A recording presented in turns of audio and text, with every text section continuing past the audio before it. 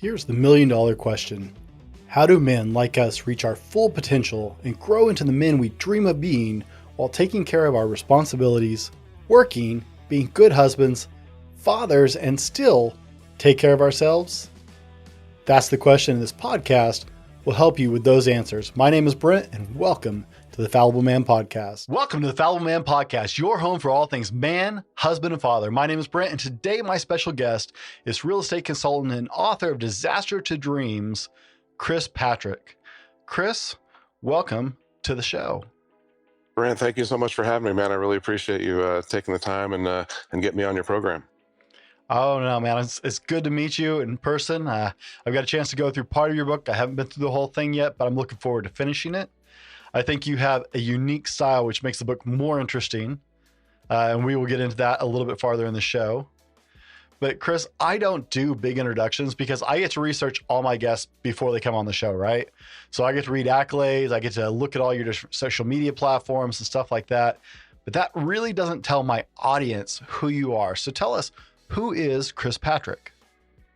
Well, I think the first and most important things, I'm a husband. I've been married to my beautiful wife, Erin, for 3 years now. I am a father. We recently, last year, adopted a baby girl, Jameson, who just turned 1 year old this last month. So it's been a pretty cool adventure for us. I'm a serial entrepreneur.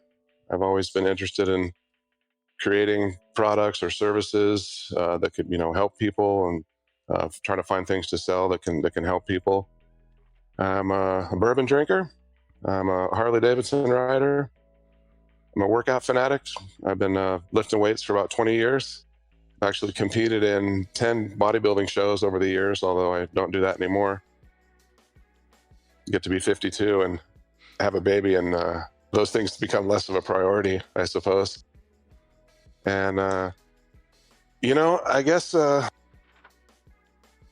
And the last thing that I've added, as you mentioned, is I've become an author as of last year. I wrote my first book, Disasters to Dreams, and that was a whole journey on its own, and it's been quite an experience having gone through that. So I'm just an all-around good guy. I would say I'm a rebel. I'm an outsider. I'm a guy that questions everything and doesn't just accept what people say is the truth until I decide for myself if that's the truth or not. But I think that's gotten me a long ways in life. So yeah, former snowboard bum, former punk rocker of a teenage punk rock band, and a general good contributing member to society nowadays. Wow, we may have just become best friends, man. You just checked a lot of boxes. Tattoo collector as well. Oh, okay. Yeah, so you just ticked a lot of boxes. It's like, oh, maybe we're related. Motorcycles, tattoos, rock. I love all genres of music, but rock and punk rock are particularly entertaining. And you went down a whole list there. It's like, oh, okay. And bourbon lover. That's my drink, man. I love bourbon. There's nothing just better than sitting on my back deck. And I like to have one of those metal pans so you can have a campfire in your yards because I live in city limits. So I light a fire, light a cigar, kick back with some bourbon, and just that's a good night right there. That's what's up. What's your favorite bourbon right now, Brent? I've been drinking the Knob Creek 9-year 100 proof. I like that. That's always a good one. I am a big fan of Bullet bourbon. I love Bullet, yeah. But I'm a bourbon drinker that thinks if you don't want to punch somebody in the face or have sex right after you drink bourbon, you're drinking the wrong bourbon. Right? I mean, since we're going ahead and not worried about it, if you don't want to fight or fuck after you drink bourbon, you're in the wrong show, right? It's just that's bourbon. Whiskey is nice. Scotch is nice if you're feeling a little more refined that night, but bourbon should put that hair on your chest. You just you got to drink it straight too. Right? No ice cubes, no mixer, no water, just the way the good Lord intended it, right out of the bottle. I can't do it. If bourbon gets too smooth, you either gotta, like, Woodinville bourbon's nice and smooth, but you gotta up the alcohol content so it's got punch to it still. Otherwise, you might as well just be drinking like whiskey. Right. You got to So have that little burn in the back of your throat.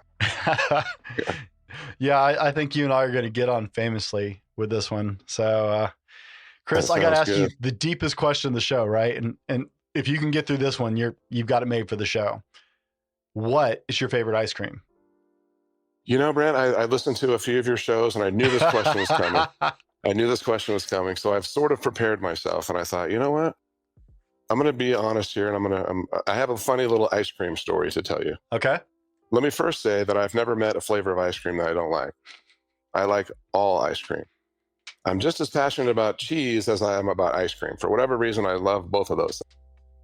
Now, for ice cream, our whole family has been a huge fan of ice cream for many years. And the story goes, we were having dinner one night, and after dinner, my brother said, we should go out for ice cream.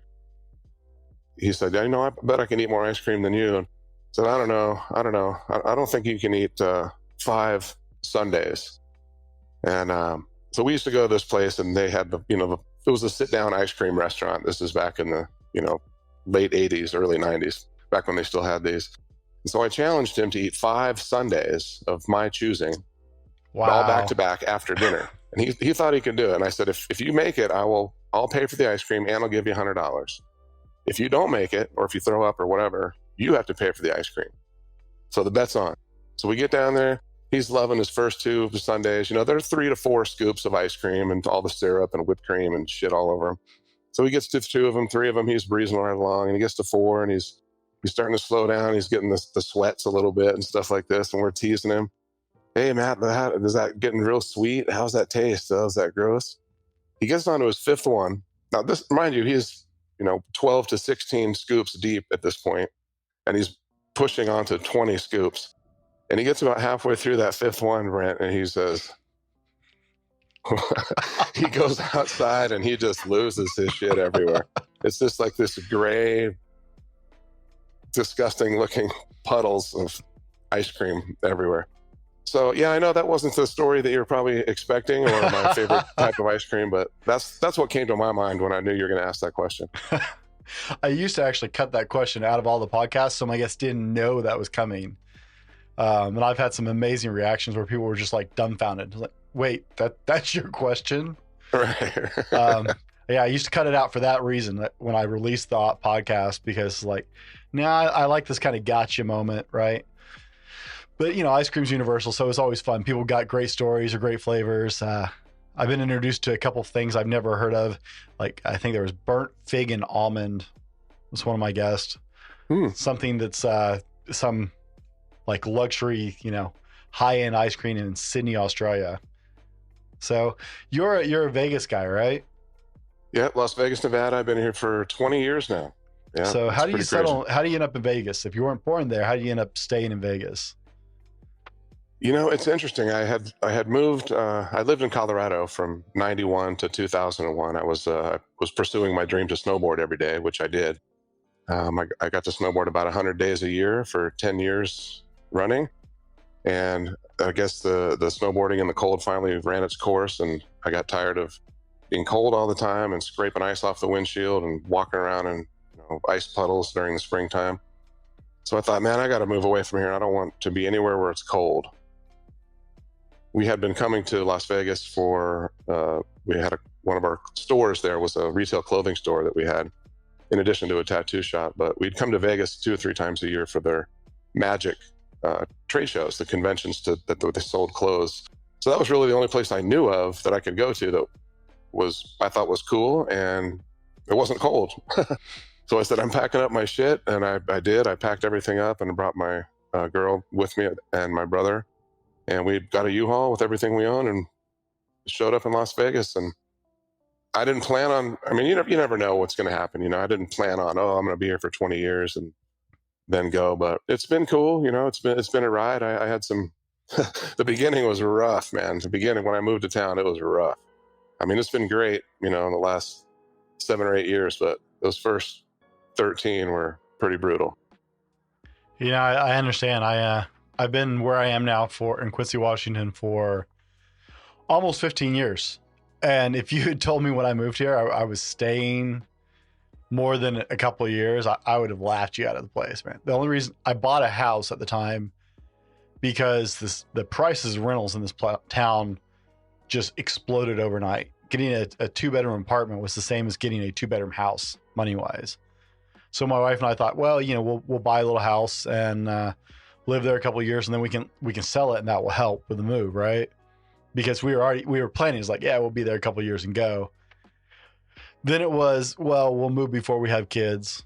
Then it was, we'll move before kids start school. And yeah, lo and behold, I've just managed to keep making a living here. And yeah, I never plan on settling in this town. Vegas at least has some, interesting attractions to it, and every place does, but it's amazing where people end up sometimes with no intention of ever being there. Yeah. Yeah, exactly. No, time does fly, and sometimes your best made plans don't work out the way you think they're going to. In fact, rarely do they ever. But yeah, one of the things that attracted me to Vegas is something that I completely stay away from now, which is somewhat ironic. I thought it was cool, like the party lifestyle, and everybody's gambling and going to strip clubs all the time. Everybody's drinking all the time. It's like a huge party, right? Mm-hmm. I thought, I want to be a part of that. That sounds killer. And like, that is the last thing we stay away from the strip. Nobody goes to the strip that lives here, for one thing. Nobody partakes in that lifestyle. It's just, that's tourists only. We live in a little suburban area. You'd never even know it's Las Vegas. We got horses next door. The lots are big. It's kind of secluded and hidden. You would never know it's Las Vegas. It could be anywhere USA. And it's great. I love that. I always crack up.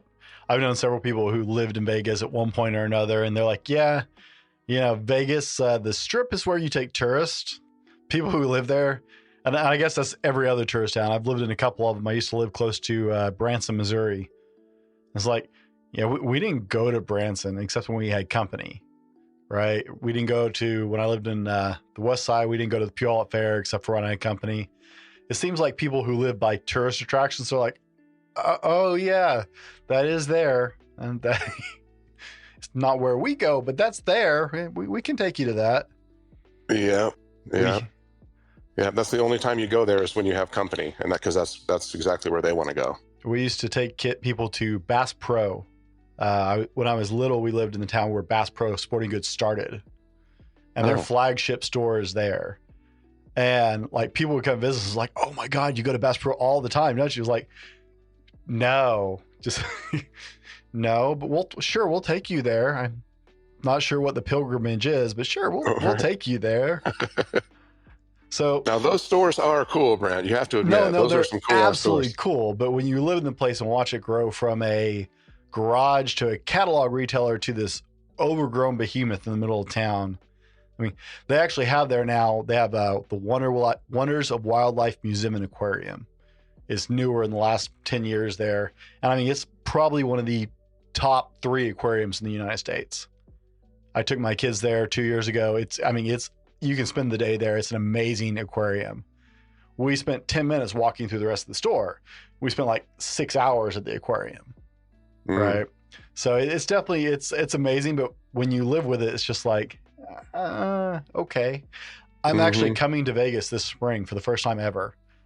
In all my life, I've traveled all over the United States. I've lived from coast to coast. I've never actually been to Vegas. Gambling was never an attraction for me, so I didn't know any other reason you would go there. And I'm actually coming down for a YouTube conference in the spring. I think it's the spring or early summer. So I'm gonna come down and see Vegas through the lens of a conference. Oh, cool. Well, hit me up. We'll catch a bourbon somewhere. All right. Sounds like a plan.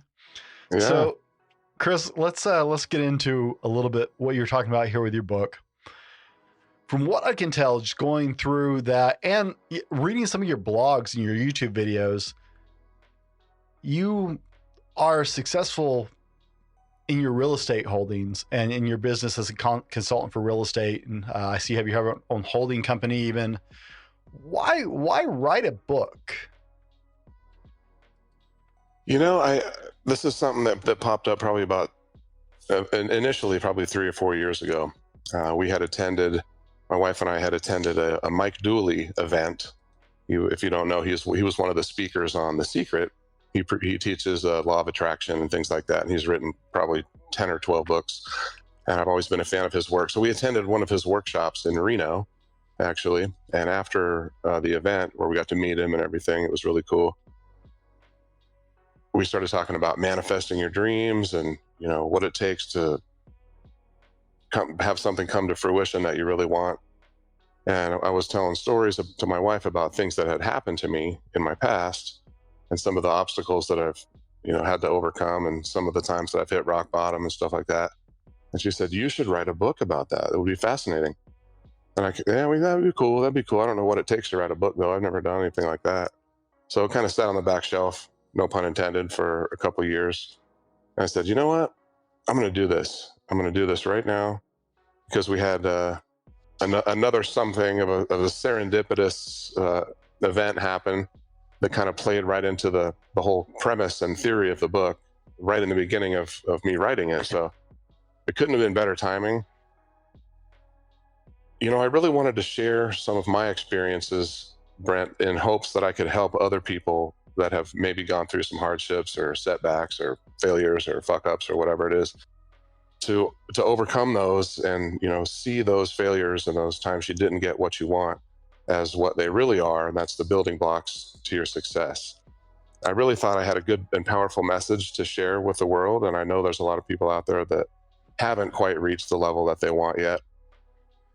I felt like if I can show them through example some of the things I've done and, had to overcome, then I could help them, to live better lives themselves.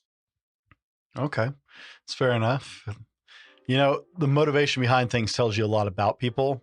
And we're going to dig into your book a little later in the show. I actually have some really specific questions about a specific part of it. But I don't want to get too far ahead of myself. If I get too far ahead of my notes, it will just be a hodgepodge of me sounding like an idiot. So, everyone loves Rags to Riches story because it brings hope that all of us can someday actually reach our dreams, right? And so I love the title of your book, Disaster to Dreams, right? And you start sharing how, life wasn't all roses for you to start out with. But one of the things I really picked up in, right, this overtone that just kept appearing in the book is you focus really heavily on adjusting your perspective on things when you're looking at life. Can you dig into that a little bit for me? Yeah, I think that perspective, Brent, is probably the one most important thing that is holding most people back from achieving what they really want. What I mean by that is, everybody's trying to pursue some goal or has some dream or some ambition or some place that they're trying to get to at all times, pretty much. We all it's almost this human nature that we are trying to get to some next level or whatever it is. When we fail to reach those goals or dreams, or we have the setbacks like that, a lot of people will tend to carry that baggage around with them, that failure around with them, or that setback around, and say, well, maybe I'm just not good enough to do that, or maybe I'm not smart enough to do that, or maybe I don't have enough money to start that company, or maybe it just wasn't meant to be. So they start to believe these things. It's my belief that when you have these limiting beliefs that say, I can't, I'm not good enough, I'm not smart enough, don't have enough money. When you believe those things are going to be true for you. That goes with the whole energy attracts like energy, and, the power of conscious creation, manifesting, law of attraction, whatever you want to call it. There is certainly an energy about the way the world works. And if you believe on a constant level that you're not good enough, then you're not going to be good enough. And so that's just a perspective. And realizing that everybody has these failures, everybody has these setbacks, everybody makes mistakes. But there's either something to be learned from every single mistake that you have, and sometimes there's not a lesson to be learned, but sometimes there's a particular person that you met that you would not have met had you not had that failure. Or maybe there's a particular place that you went to that you would not have gone to had you not had that particular failure. So there's always some little nugget, some little diamond that you can dig out of that dirt and use to your own benefit. And so that's kind of what I mean by perspective. And it's just the way that you look at things. The way your perspective will dictate what's about to happen to you. And if you can change your perspective, you can change your whole life, in my opinion. I would tend to agree with you on that. In fact, we're actually going to dig into chapter 12 of your book a little more in the second half of the show, because I definitely had some questions about all that. I like I said, I didn't get through the whole book yet, but I've definitely been cherry picking through.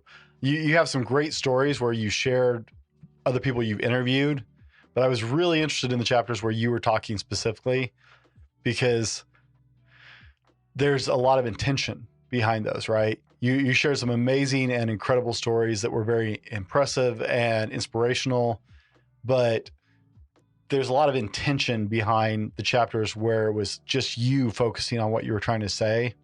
So we're going to dig into chapter 12 some more in a little bit, but let me ask you a question here. One, I have to ask about changing your relationship with money. As a podcaster, I see a lot of common themes, right? I've been very blessed to be able to meet some really incredible people, authors, speakers all over the world with different disciplines, different things they're sharing.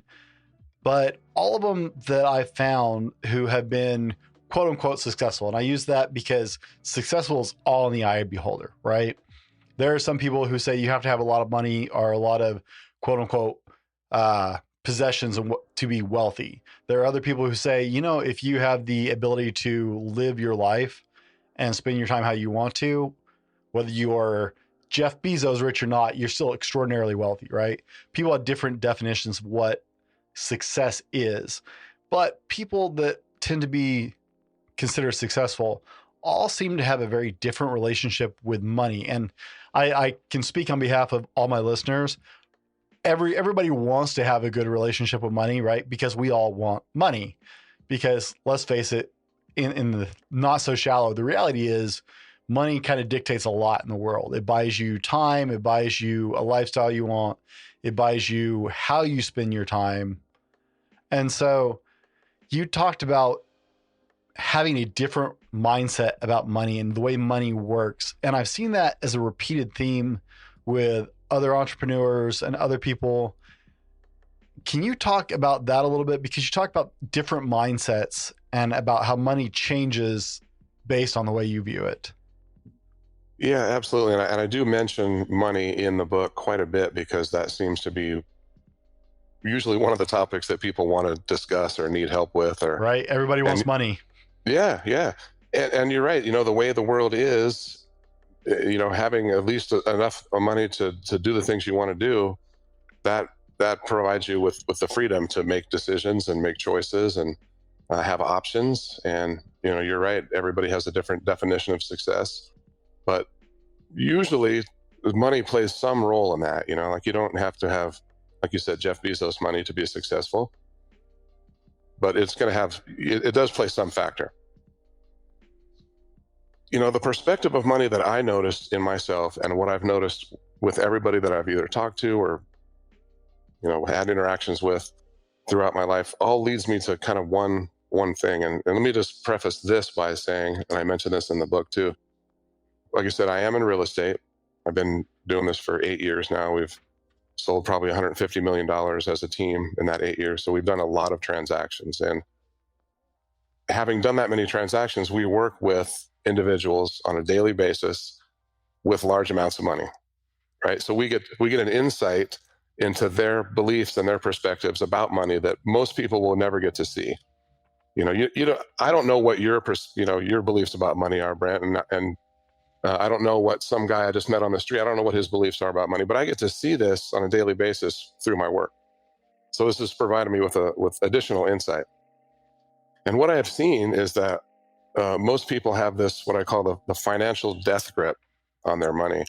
And that is they're holding on to it so tight and they're squeezing every last nickel and they're trying to, negotiate that last couple $100 out of a $600,000 transaction. And they're missing the big picture by doing that. When you're holding on to money so tight and you have no freedom with it and no ability to buy what you want or whatever, when you're holding on to it so tight, what you're telling the universe is money is hard to come by. My friend, his name is Rich Lopp. He's a pretty big YouTuber on the law of attraction. He says that the universe always hears you and will always respond by saying, that is true. Here's some more evidence to support that. So if you tell the universe money is hard to come by, the universe is going to say, that is true. Here's some more evidence to support that. And you're going to continue to see that money is hard to come by. Now, if you can change your perspective and start to believe that money comes easily to me, money starts to come easily to you. It really does. If you can let that last $200 request for repairs credit go on your $600,000 purchase and say, you know what, that's fine. I got a good deal on this house. I'll make it back some other time. If you can do that, you're telling the universe, hey, I don't need this $200. It's not that important because $200 comes easily to me. So that's what I mean by the financial death grip and like people's perception of how hard or easy it is for money to come into your life. And I spent a great number of my years stressing incessantly on a daily basis about money. And I'm sure many of your listeners can relate to this. You probably think about money 10 or 20 or 30 times a day, right? In some way or another. When is that next check coming? Can I pay the power bill? How close are we to the first when I have to pay rent again?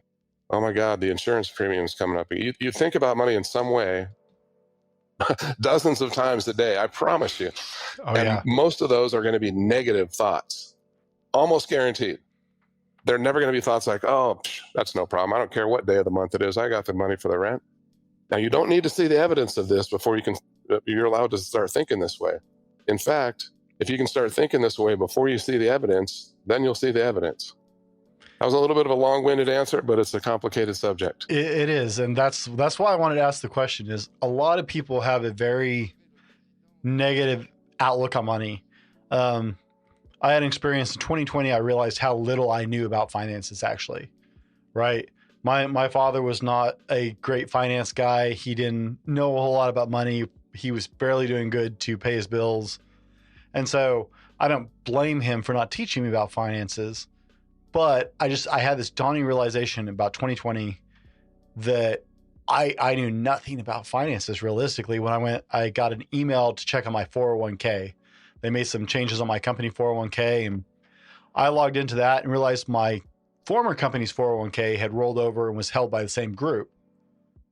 And I was like, oh, cool, that's money's here. That's good. It's in the same holder. That's a good thing, right?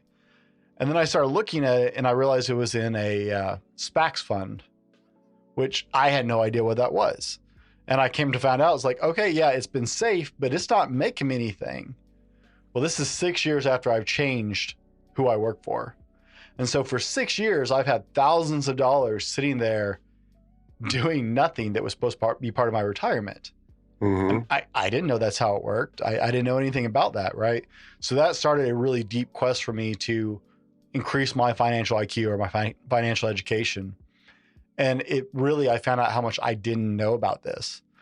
And then I started listening to people like yourself talk about finances, and I realized how negative I was about my finances and the way I approached my finances. And it's like, I was definitely that guy is like, oh, we can't afford that. Oh yeah, no, there's no way we're ever going to make enough of that. Right. I always had this negative outlook about it. And it's something I've been trying to grow myself. But that's why I wanted to ask you about it, because I know so many people are in that situation where they just have this negative relationship with money. I read Rich Dad, Poor Dad by Robert Kiyosaki. I don't know if you read that. Mm-hmm. And I was like, I'm just mind blown, right? This very different, if any kind of influence I had like maybe a Dave Ramsey influence. A lot of churches share the Dave Ramsey experience on money. And, that's very sock it away, put it away, savings account, spend minimally. And so reading Robert's book was entirely a different thing. And my mind was just blown at this like free will. It's like, oh, it's okay. We can do that. Blah, blah, blah. It's like, wait, no, you can't spend money like that. No one can afford to spend money like that. And so part of that is just, so I've been doing research over time. And as I grow my business, right, I look at other people. I hear entrepreneur after entrepreneur talk about this difference in the mindset they have in their approach to finances and how changing the way and so I really wanted to share that with our audience today, because so many of us, you're right, live paycheck to paycheck. And just, I mean, we look at everything with a negative light. Money is something we have to have, but it's not something that we're scared of it. We're afraid it's going to go away. And I don't understand if there's science behind it. I don't understand if there's religion behind it, but legitimately the people I see doing well financially, doing well with the money they have, whatever level that is, are the people who develop a healthier relationship with the way they view money. Much like the way people have a relationship with food they eat, right? Some people struggle with their weight, and it's because they have an unhealthy relationship with food, right? I don't understand how it works. I honestly don't. I'm a Christian. I don't necessarily, I was raised in the church. I don't necessarily believe in manifest destiny and all, but at the same time, I can't deny what I see as far as this law of attraction in the way someone takes a look at their finances. So thank you for sharing that.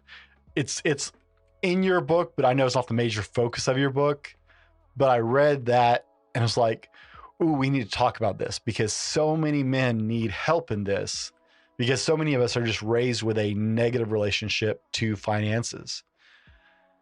Now, guys, we are digging into just the tip of the iceberg. We are so much more to go, and we're going to continue on with Chris. In the second half of the show, we're going to dig deeper into this book, Disasters to Dreams. But right now, we're going to roll to our sponsors, and we will be right back with more from Chris. I'm calling on all men right now to stand up and stand against this horrific crime. It is estimated that over 300,000 children are being sex trafficked in the United States alone every single day. I want you to get on your social media. I want you to follow savinginnocence.org or fightforme.net. Both of these charities are working to end child trafficking in the United States and abroad. You can donate at www.thefallibleman.com/shop and buy our End Human Trafficking merchandise, and all proceeds will be given indefinitely to savinginnocence.org.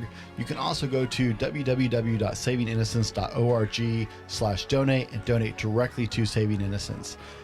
Men, it is time for us to fight and stop this horrible thing known as human trafficking. Guys, welcome back. We're here with Chris Patrick discussing his new book, Disasters to Dreams, and so much more than just this book. We are going to get into so much in this half of the show. We talked early on, we've talked about finances. We talked about a little bit about who Chris is. We're going to dig into his book a little bit. We're going to dig into his life a little more as a husband and father as well. So guys, be sure and strap in. This is a great conversation. Go back and catch the first half of the show if you missed it. And let's get back into it with Chris. What in the world? My controls aren't working all of a sudden. I have a little control pad down on my left hand, Chris, and it just, for some reason, it's not talking to my computer all of a sudden. I don't know why. Oh, no worries. No worries. So, Chris, what purchase of $100 or less in the last year that you've made has had the biggest impact on your life? Purchase of $100 or less. Oh, shoot. My AirPods were pretty handy, although I don't know if they were less than $100. They were probably right around that. That changed I got rid of the cords, it was able to connect to Wi-Fi on all these different devices. That was pretty cool. But I just don't know if they were less than $100. They may have been slightly over that, but I'm going to go with AirPods. Okay. AirPods have legitimate uses. I have a deep appreciation for quality sound as a podcaster, but also I discovered the joy of audiobooks. 2020 was a big changing year. And I told you a little bit about that before the break. 2020 had a lot of implications for me as I sought to learn things, as I sought to grow financially, is my understanding. It was like, well, how do I fit that in? So I actually got into audiobooks for the first time and thought, wow, I've been missing out. I've loved reading for a long time, but quality headphones, listening to things while I walk and stuff has been a huge game changer for me. So I totally understand. I'm not an Apple guy, although I'm on an Apple computer now. I have an Android phone, so I don't know what AirPods roll in, but we'll take it. That's quality to your life. Yeah, it does. And you know what? Audiobooks are great, except I found a couple of times where I read a book and I really enjoyed the book. Mm-hmm. And then I went back and I listened to the audiobook, and it was even the author, doing the monologue, but I didn't like his voice. And so it ruined it for me. Like, I loved the reading the physical book, but then when it came time to listen to it, I didn't like it because I didn't like his particular voice. So it can backfire if you don't like the commentator. That's true. I found I prefer the audiobooks where the authors do their own. Yeah. Because they understand where that voice inflection needs to come in to make the point that how they really felt about when they write it, right? Mm-hmm. But that is quite an undertaking. Is there an audiobook in the future for Disastrous Dreams? Yeah, I mean, if it's something that's in demand, I'll certainly do it. I think that I would probably want to do it myself, just like you said, where the highlights and the lowlights need to be. And nobody else is really going to understand your words better than you. So absolutely. I think I'd probably go ahead and pursue that at some point. Yeah.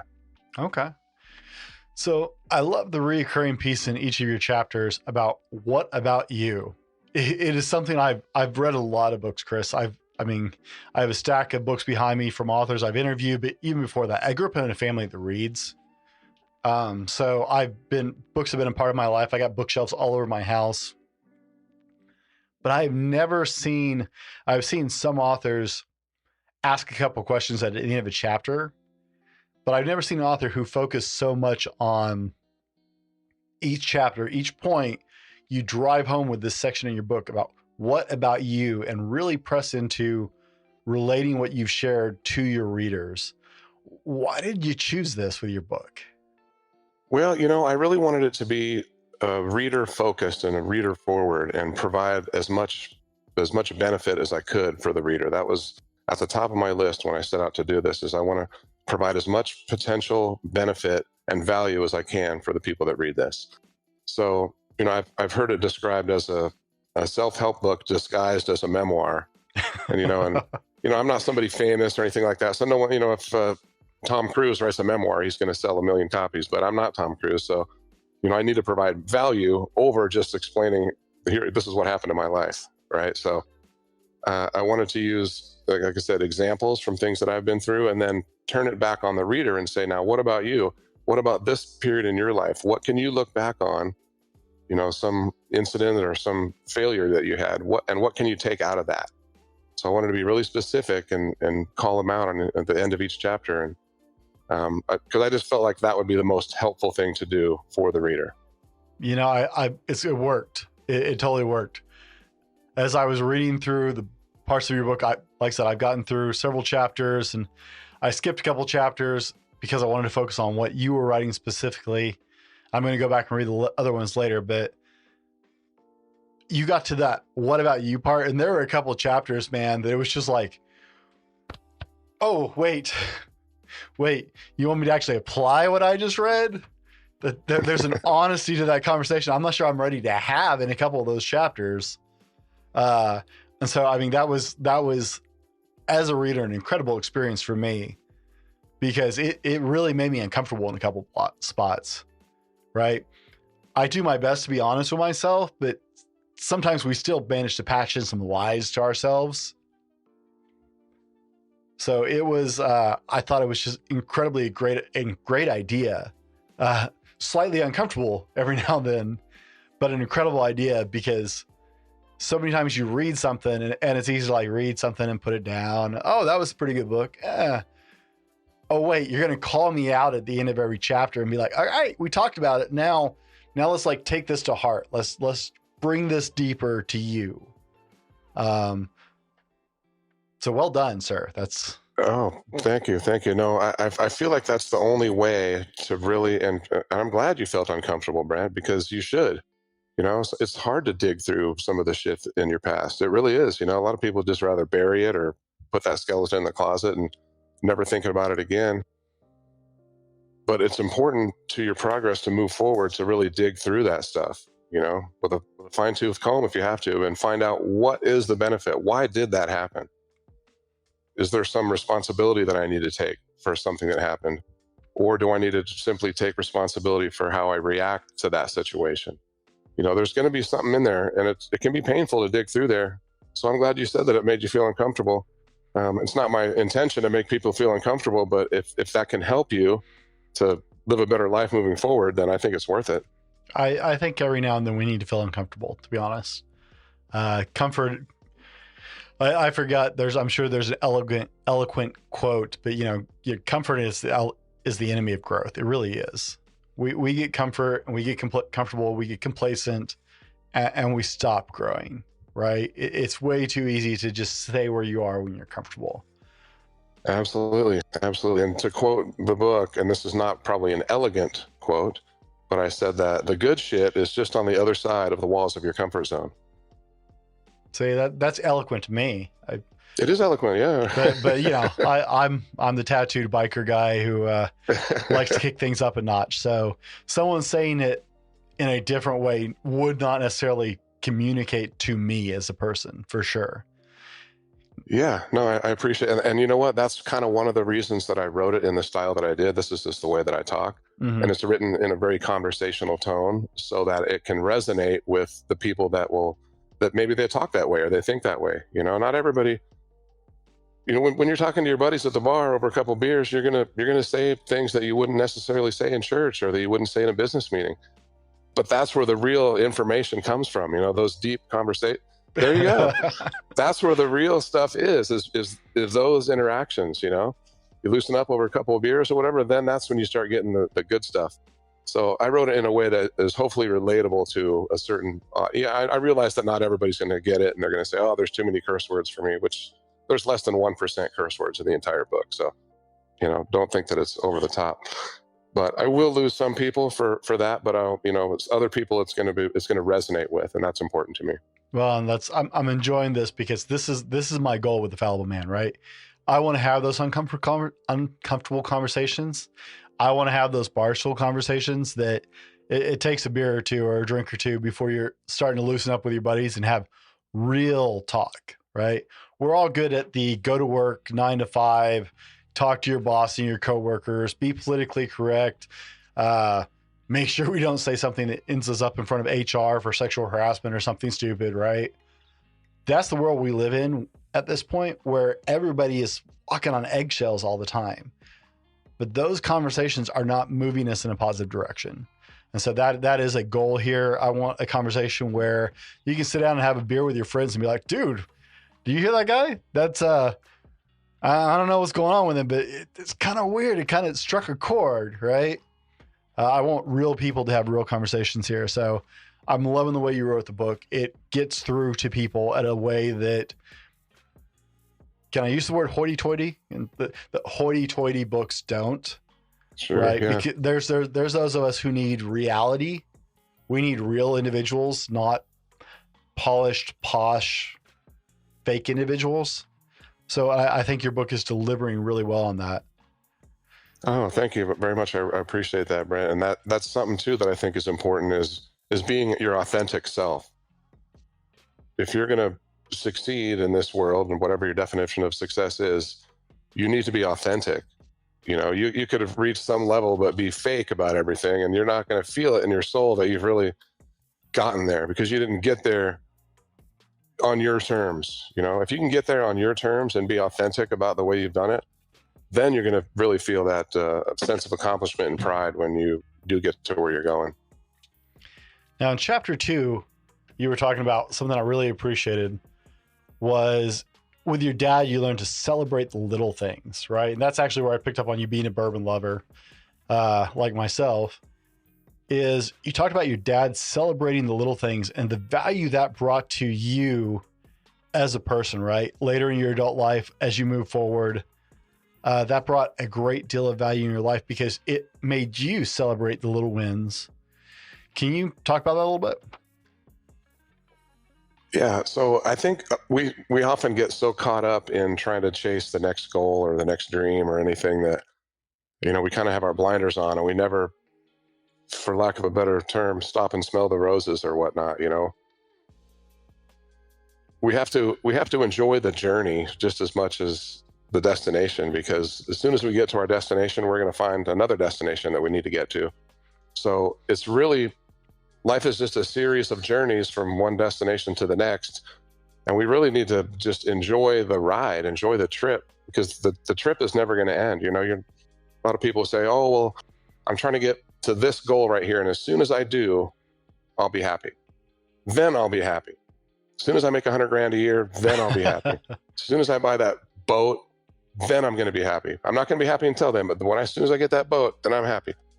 And then you get the boat and you're like, well, now I need a trailer and a car to pull it with, or whatever it is. As soon as you get there, you're going to find something else that you need to.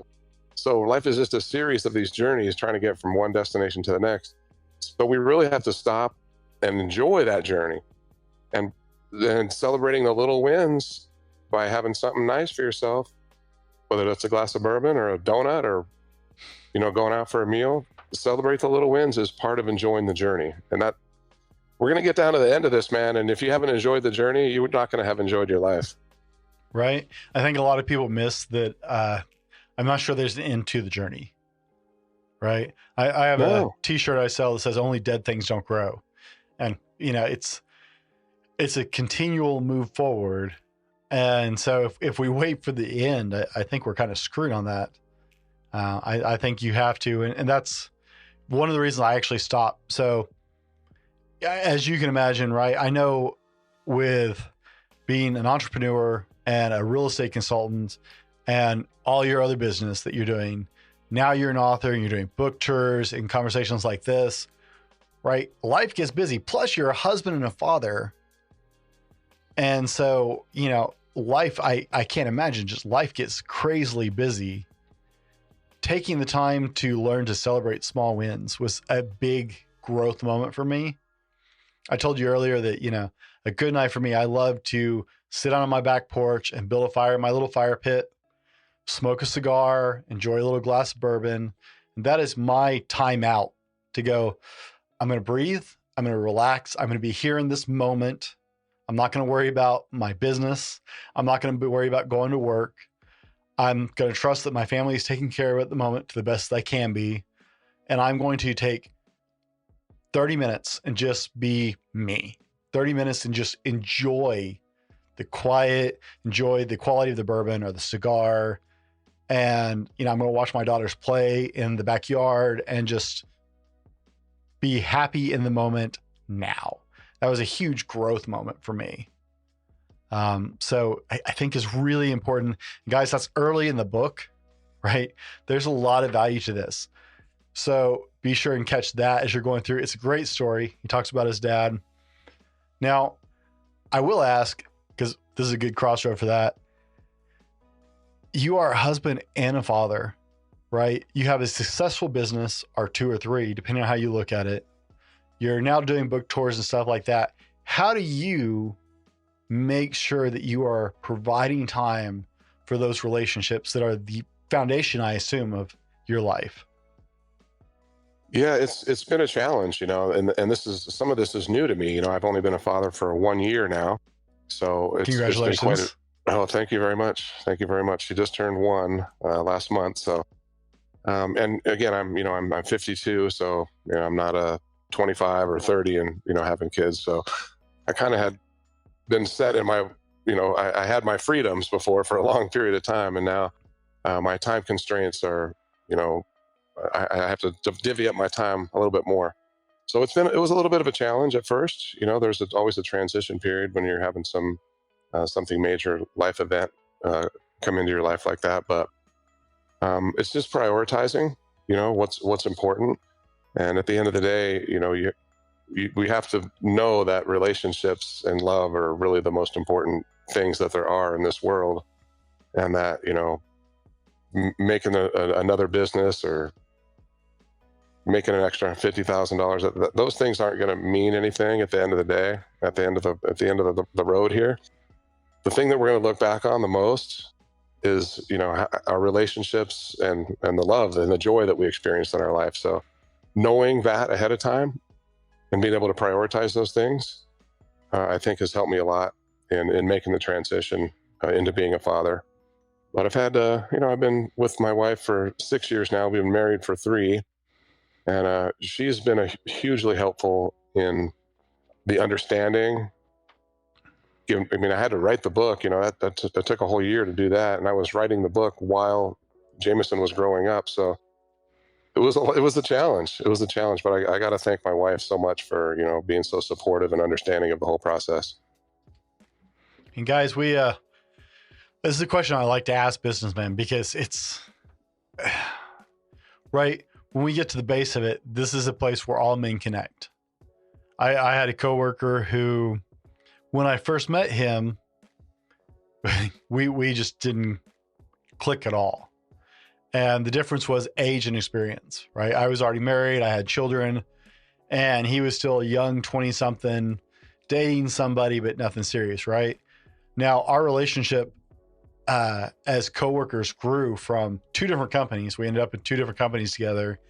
And over the course of 7 years or more, and to watch the change in his life and the change in our relationship as he became a father, right? After they got married and he became a father, first he had a boy and then he had a girl, and having that girl changed him so radically. Like it was almost talking to a different person, right? But this is a place where all men come together. We all have different jobs. We all have different professions, but this is a place where all men can come together. Is, how do we handle our personal lives? Do we have girlfriends? Do we have wives? Do we have children? This is a place where we all connect at a very basic level. And no matter whether you're a, CEO, high power CEO, or you're a construction worker, this is a reality for all of us who choose to have children or choose to get married or whatever, even pursue healthy relationships. So it's always interesting to see how people deal with that in their life. I know it's a very difficult balance for me, being a full-time employee and trying to start a business on my own. I schedule time in. Guys, we dove into this deeply with Raj Subramaier, so that video will be, I'm bad at this camera thing, over here. If you guys want to check that out after you finish watching this one. Now, be sure and do this good social media thing. You guys know I hate this portion of the show, but like, subscribe, do all that crap. Go over, there are going to be links for Chris's YouTube channel. He has a YouTube channel. So if you're watching on YouTube, it's a really easy jump over to his channel. He also has a blog and a website. We'll have links for all that stuff down in the show notes and in the description of the video. Now, Chris, in chapter 7, you started to share advice on the idea of taking inventory. And it really resonated with me because I've had 2 fairly severe back injuries now. And I went snowboarding once because my friend, he was like a big snowboarder. So I was like, yeah, I'll try that out. That was a really bad day. I made it down the mountain 6 times and didn't die. So I'm counting that as a win. And I got a lot of sympathy from my girlfriend for the next week as I was laid up on the couch, beat to crap. So that was a nice part of it, but I really stunk at snowboarding. But you had a pretty severe injury as far as like in the moment, right? I don't know how severe it really was, but it was more than enough to get your attention. And you talked about how it made you take inventory or take stock of life. Can you share a little bit about that? Yeah, so just to kind of summarize, and this is in the book, but just to briefly go over what you were mentioning. So I did have a pretty bad snowboarding crash I think it was in 2000, where I hit a steel lift tower going just about as fast as you can go on a snowboard. Oh, wow. Sorry. Yeah, so it was a flat, light day, and that means it's like overcast conditions, so you can't see that well. And I landed a jump, and I was hauling ass, and I was going over the top of these ruts from a traverse coming in, and so I couldn't turn my board for fear of catching these ruts, and I was just going at lightning speed. And I was kind of staring at the ground because I didn't want to catch these ruts. The next thing I knew, there's a lift tower in front of me. I saw it at the last second. I threw my board up at it, and it broke my board in half. And the result was a horrible back injury. And the only thing I remember was a guy that was on the lift tower or on the chair above me. He said, "Take inventory," meaning like collect yourself, see what you got, and get your ass to the bottom of the hill and see if you can survive this. And I thought, you know what, that is really profound, in that when you feel like you've hit rock bottom or you just really gotten beat up, you got to stop and take stock of what you have left, because sometimes it doesn't seem like you have much, and you've hit a place where it doesn't seem like there's any way out of it, but you've got something left. You've got whatever it is. You got to take inventory of what you got left and pick up those pieces and put them back together and try to get yourself, back on the mend again, whether that's physically or in a financial situation or whatever it may be. So I thought it was a pretty fitting title for that chapter. And I could really use that to relate to, other events in people's lives. I fractured my spine twice now in separate injuries and in almost 20 years apart. And so you talked about that. And like I said, I was definitely not graceful, dude. It was disgraceful to admit how bad the snowboarding I tried to do was. But I cannot even imagine hitting a lift rack. It just, though those towers are, they build those super solid. So like my spine hurts just thinking about that. But Yeah. I really like the idea of taking inventory and digging in. Yeah, sometimes you just got to pick up the pieces, whatever those pieces are, pick them up, because you'll find that you have something left. If you're alive enough to pick up the pieces and even think to take inventory, then you've got something left that you can build back up from. Okay. It's good advice for sure. Now in chapter 12, you dug into, you called it Manifest Destiny. And I'm not a huge believer. In fact, I actually have a shirt that I sell that says manifestation, all like in just a row down the front of the shirt. But it came out of one of my early interviews where in passing, I was like, well, I'm great in the moment. And my guest was like, see, that's manifestation right there. Because you believe in your head, you believe, right?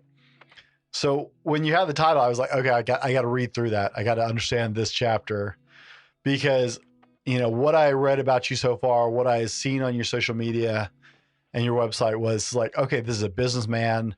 This is a man who, has had a serious life. So the idea of digging into Manifest Destiny seemed a little, honestly, just off brand for you, right? And then I started reading it because I see that crap on YouTube all the time. People are like, just will it into happening and everything will be good. It's like, you guys are all idiots. But I started digging into your chapter and it sounded very different than what I hear on YouTube as far as Manifest Destiny. It sounded a lot more like taking ownership of your life. Can you explain a little bit about that chapter? Yeah, no, I think that's a great way to summarize it, Brent. And yeah, there was a time when during that chapter when I talk about how I made the conscious decision to tell myself that money comes easily to me now. And ever since that day, I promise you, it has. Ever since I started telling myself that and believing that. Now, that's just not, it's not all sunshine and rainbows and unicorns and all that shit. You can't just do that and you're going to be successful. No. You actually do need to take responsibility for not only the way you think and the beliefs that you have, but your actions too. This isn't going to just happen out of willing it into happening. You got to take massive action on it too. And the way they work together is you take massive action on something, but you believe that it's going to work and you believe that it's possible for you. You have a hell of a lot better chance of it actually happening. I mean, you could work your ass off at something, but if you don't actually believe that it's going to work, it's probably not going to work. So I like to use a combination of working my ass off and believing that it's going to work to create things that I want for myself. And that's kind of what I was able to summarize, I believe, in that chapter. Okay. Like I said, it seemed entirely off brand from what I had learned about you thus far. And then I was digging into it and it was like, okay, the title is not entirely accurate with what he's trying to say here. He's not trying to sell. And I get really irritated with people on social media who are like, if you just believe, man, your money will just come to you and you will be successful and you can just will it to happen. I completely understand having to develop belief in what you're doing, right? Put actual confidence and belief behind your actions. That makes so much more sense to me. But it's like, no, that can't be what he's talking about. Not after all the rest of this. So thank you for digging into that with me. Yeah, absolutely. And I think just to touch on that, I think it's it's just as much about responsibility. The responsibility of perceiving something the right way. Whether something bad happened that was your fault or it wasn't your fault. If it was your fault, you got to take responsibility for that and own up to it and fix it next time. If it wasn't your fault, the responsibility now becomes, how do I react to that? Right. Maybe it wasn't my fault that, whatever happened, but my responsibility now is, how do I react to that event, and how do I move forward and take something positive out of that? So that kind of all works together for me. It's not just, like I said, it's not sunshine and rainbows and willing things into existence. That shit doesn't work by itself. Okay. You can use some of that with your responsibility of taking the massive action, and that will help you get there. Okay. That makes sense? Yeah, no. And that's what I got from the chapter. It was just that initial, it just didn't fit with what I read so far. It's like, wait, where are we segueing to here in this writing? Manifest destiny, right?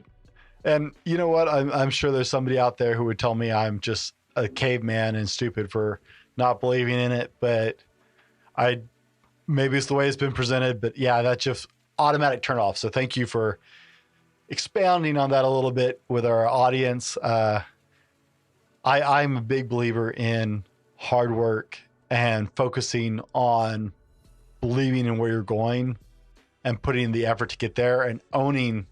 I think is really important what you said about, it may be outside of your control how this happened, but you have the control and the responsibility of how you react to it. Right. I think we're big drivers in our own lives that way. So Chris, what is next for you? Right. I'm sure your book tour is going to continue. You're going to do more podcasts, but what is next for Chris Patrick? What is next? Well, I'd like to enjoy the holidays a little bit here. It's been a very hectic year, as you can probably imagine, with the baby and the book and the real estate business.